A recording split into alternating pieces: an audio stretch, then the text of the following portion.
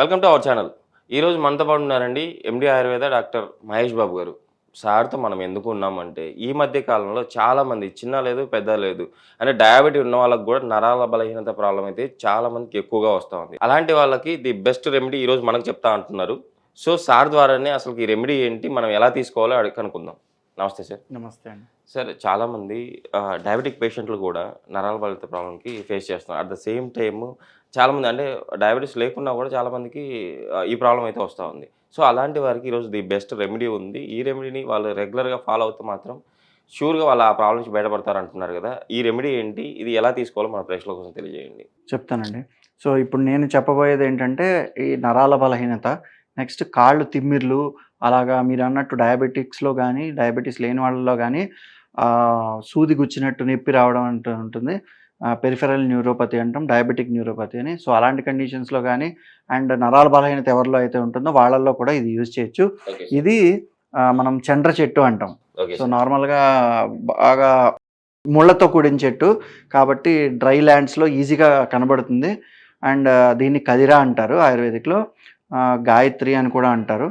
So దీన్ని కొన్ని పూజల్లో హోమాలు చేయడానికి దానికి కూడా యూజ్ చేస్తారు. సో ఇదేంటంటే ఈ చండ్ర చెట్టు యొక్క బెరడు మూలం మొత్తం చెట్టుని కూడా మనం తీసుకుని ఈ విధంగా ఎండబెట్టుకుని చూడొచ్చు మీరు, పూలు ముళ్ళు అన్నీ కలిపి ఉన్నాయి కదా.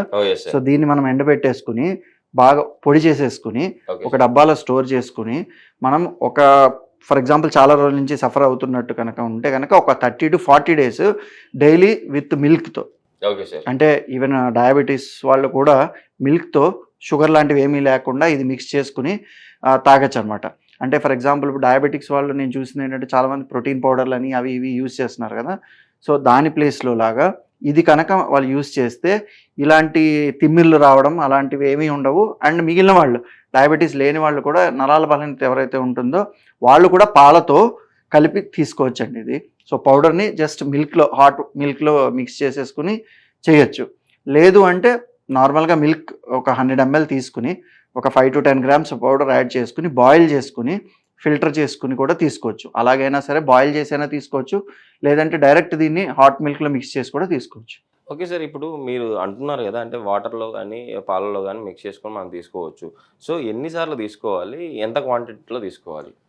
సో నార్మల్గా సిమ్టమ్స్ కనుక తక్కువ సివియారిటీలో ఉంటే కనుక డేకి 1 time సరిపోతుంది. అది మినిమం ఒక 3 to 5 grams, అంటే ఒక ½ spoon to full spoon అనేది సరిపోతుందండి. బట్ కొంచెం ఎక్కువ కాలం నుంచి సఫర్ అవుతున్న వాళ్ళు ఒక 40 days, నేను ఇందాక చెప్పినట్టుగా 30 to 40 days అనేది ఖచ్చితంగా యూజ్ చేయాలి. సో డౌట్ ఉంటే ఒక ఆయుర్వేదిక్ డాక్టర్ని కన్సల్ట్ చేసి తెలుసుకుని వాడడం మంచిది. అండ్ ఒకవేళ 30 to 40 days వాళ్ళు యూజ్ చేసి ఆ తర్వాత ఇంకా యూజ్ చేయొచ్చా లేదా అనేది డాక్టర్ని కన్సల్ట్ చేసి యూజ్ చేయొచ్చు. సో వాళ్ళు 2 times కూడా యూజ్ చేయొచ్చు, morning and night. Okay sir, అంటే బెస్ట్ రెమెడీ మన ప్రేక్షకుల కోసం తెలియజేశారు, కంపల్సరీ వాళ్ళు వాడతారు. సార్ ఫస్ట్ ఏంటంటే ఈ ప్రాబ్లం ఎందుకు వస్తుందో తెలిస్తే మనం ఈ ప్రాబ్లమ్ సాల్వ్ చేసుకోవచ్చు, ఈ రెమెడీ వాడచ్చు. అసలు ఈ ప్రాబ్లం రావడానికి గల కారణాలు ఏమంటారు సార్? సో మెయిన్ ఏంటంటే ఫస్ట్ డయాబెటీస్ గురించి మాట్లాడుకుందాం. సో ఈ డయాబెటీస్లో వచ్చే న్యూరోపతి ఆర్ ఏదైతే సూదులు గుచ్చినట్టు ఉంటుంది, తిమ్మిర్లు అంటారు కదా. సో అదేంటంటే ఈ షుగర్ ఎక్కువ కంట్రోల్లో లేకుండా ఎక్కువ ఉంటే కనుక నర్వ్స్ అనేవి దెబ్బతినడం జరుగుతాయి. సో ఈ నర్వ్స్ అనేవి దెబ్బతినడం వల్ల ఏమవుతుందంటే మనకి సూదులు గుచ్చినట్టు నొప్పులు రావడం, తిమ్మిర్లు ఎక్కుతూ ఉండడం అనేవి వస్తాయి. బట్ షుగర్ కంట్రోల్లో ఉండి మెయింటైన్ చేసుకుంటే కనుక అది రాదు. సో ఇలాగా మనం డయాబెటీస్ ఒకవేళ ఉన్నవాళ్ళు కూడా డైట్ ఫుడ్ ఫాలో అయ్యి షుగర్ని కరెక్ట్గా కంట్రోల్లో పెట్టుకుంటే ఈ ప్రాబ్లం అనేది రాకుండా ఉంటుంది.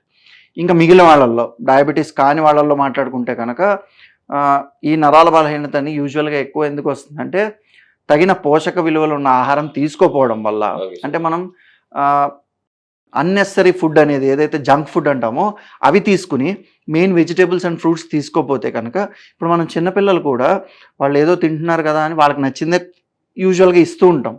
బట్ ఇదేమవుతుందంటే కొన్ని రోజులకి వాళ్ళకి కావాల్సిన ఏవైతే న్యూట్రియంట్స్ అనేవి అందవు. సో దానివల్ల నర్వస్ వీక్నెస్ అనేది రావడం, ఫ్యూచర్లో ప్రాబ్లమ్స్ అనేవి వస్తున్నాయి. యాక్చువల్లీ చిన్నపిల్లలకు కూడా ఇదే ప్రాబ్లం వల్ల వస్తుంది అంటారు. ఇదే ప్రాబ్లం వల్ల వస్తుంది. సో వాళ్ళు ఏంటంటే చిన్నప్పుడు ఇదే తింటారు అంటారు, మనం కూడా అదే పెడుతూ ఉంటాం. బట్ తర్వాత ఫ్యూచర్లో ఏమవుతుందంటే వాళ్ళ బాడీకి కావాల్సిన ఇప్పుడు నర్వస్ సిస్టమ్ మెయింటైన్ అవ్వడానికి కొన్ని విలువ, ఇప్పుడు జింక్ లాంటివి, మెగ్నీషియం ఇలాంటివి కొన్ని కావాలి, అవి మన ఫుడ్స్లో ఉంటాయి.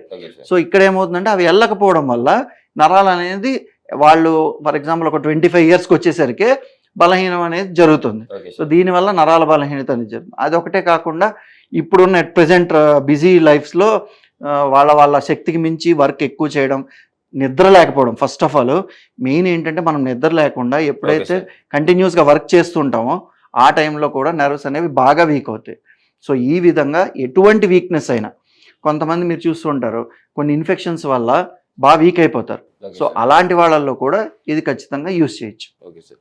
సార్ ఇంకోటి, ఇప్పుడు డయాబెటీస్ వాళ్ళకి డయాబెటిక్ న్యూరోపతి రావడం వల్ల వాళ్ళకి అరికాల మంటలు ఇవన్నీ వస్తాయంటున్నారు. సో ఈ రెమెడీ వాడడం వల్ల వాళ్ళకు డయాబెటీస్ని కూడా కంట్రోల్ చేసే శక్తి ఈ రెమెడీకి ఉందా?